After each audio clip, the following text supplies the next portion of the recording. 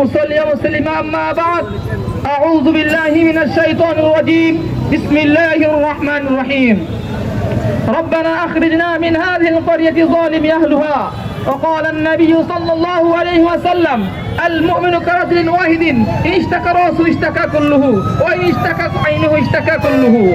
أكتب الآن خطة مختصرة أحذر منذرة مخاطبا اليهود الصهيوني الإسرائيل.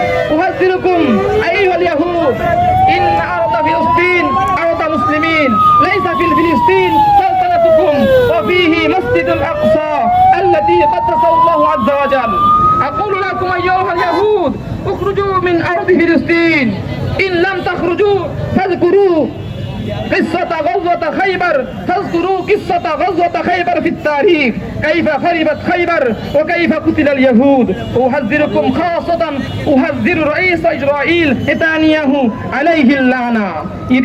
سيخرج ناس من أمة محمد المقاتلين يريد بيت المقدس يريد أرض فلسطين ثم يخرجكم من أرض مقدسة ويخرب بيوتكم ويدمركم تدميرا ويطهر بيت المقدس من نجسكم ويحفظ المسلمين وأبناء الشهداء من مقايدكم وشروركم.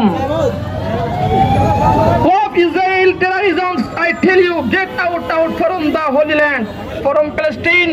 If you don't get out, if all Muslims unite, you want to go away to space. يا أمريكا وإسرائيل أقول لكم إن دماء أبناء غزة هي دماء أبنائنا. أشهد الله العظيم إننا لا نتركهم حتى يتم النصر أو نذوق ما ذاق حمزة بن عبد المطلب. خيبر يا يهود جيش محمد قد يعود وإنه لجهاد ونصر أو اجتهاد إن شاء الله العزيز. وبالآخر نرجو من رئيس بلادنا بنغلاديش الدكتور محمد يونس افتح لنا الحدود نذهب فلسطين ونجاهد مع أخينا المظلومين ونساعدهم أجمعين آمين يا رب العالمين. প্রিয় দেশবাসী, আপনারা অবলোকন করেছেন মিডিয়ার মাধ্যমে যে ইসরায়েল কর্তৃক গাজায় যেইভাবে বোমা বর্ষণ করে গণহত্যা করেছে, মা বোন শিশুদের পর্যন্ত হত্যা করেছে, এটা আমাদের কলিজার রক্তক্ষরণ হয়েছে। আমরা সহ্য করতে পারতেছি না।